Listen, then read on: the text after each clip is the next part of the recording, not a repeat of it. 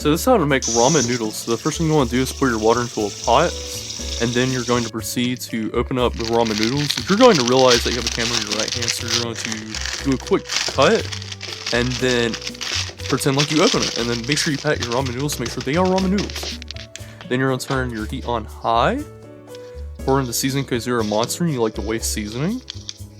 Then you're going to go outside to wait for it to boil, touch grass for the first time in 23 years, go on Twitter or TikTok, where the cool kids are using these days, I don't know anymore. And then you're going to do a transition into boiling. And then you're going to realize, oh, the camera's kind of foggy, so you're going to clean that up. You're then going to throw your noodles in. And then you're going to tap the noodles to make sure that they are spicy and perfectly noodled. Wait for 3 to 5 minutes later as it boils. Drain it, realize you have a camera. Once again in your right hand, so you're not going to be able to drain it properly. So, cut. And then you're going to pour this into that. And enjoy ramen noodles. I will now consume one ramen noodle. It's still very hot. I am very scared to touch it.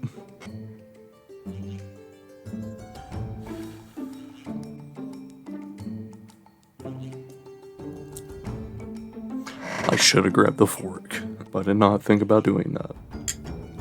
I just woke up. I was like, food, but then I was like, you know, it'd be cool if I recorded this full experience when I first wake up. Ramen noodle. I should have gotten a fork.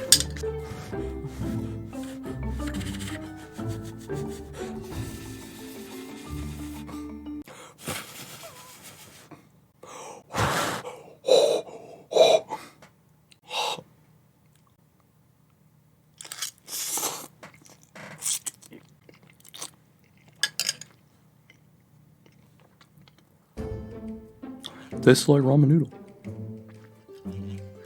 Don't put your seasoning in that early, because that was just a joke. Because it doesn't taste like anything now. It's just a noodle. Put your seasoning in after you drain it to the point that you want to, and then put it in, like, stir it. Don't do what I did. Also, don't film yourself when you first wake up. This should have been like a 6 p.m. thing. I decided to make it a 10 a.m. thing. Ramen noodles, they sure do taste real good. And they taste like ramen noodles. Because, like, the seasoning was put in way too early for the joke. But the bit was a funny bit. But now the bit is over. And now I have to suffer the consequences of the bit. I will eat this whole thing after I end this recording. Because I am committed to the bit. And the bit is truly a sophisticated one. About seasoning and how to season your food. And honestly, that's truly the question with ramen noodles.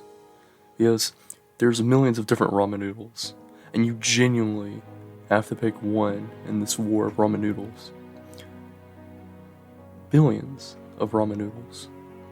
For us to pick one, maybe the true answer to which ramen noodle is the best is just the noodles by itself. No one ever thinks about that. No one ever thinks if the noodles make the ramen noodle, and not the seasoning. But we have to pick the seasoning, which is our favorite seasoning, and stand up with that gang of seasonings. But it's like, nah, we can just be plain noodles if we want to. We can enjoy the plain noodles, and we don't have to add the seasoning to the noodles. Or completely waste the seasoning like I did. But, do we really have to pick our favorite ramen noodle, or can we enjoy all of the ramen noodles? Can we enjoy every single bit of the ramen noodles? I think we can. And with eating a very unseasoned ramen noodle has made me realize that revelation of sorts, that we don't have to pick a favorite ramen noodle, because no matter what, the ramen noodle itself will always win. It will always come on top, while the seasonings will always be the side product of the main course, which is the noodle. Like, comment, and unfortunately subscribe.